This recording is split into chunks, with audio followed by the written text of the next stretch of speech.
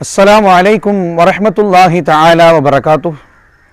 கண்ணியத்திற்குரிய அல்லாஹ்வின் நல்லடியார்களே, இந்த உம்மத்திற்கு அல்லாஹ் வழங்கி இருக்கக்கூடிய அற்புதங்களிலெல்லாம் மிகப்பெரிய அற்புதம் என்பது அல்லாஹுவினுடைய கலாம், அவனுடைய வார்த்தை அல் குர்ஆன்.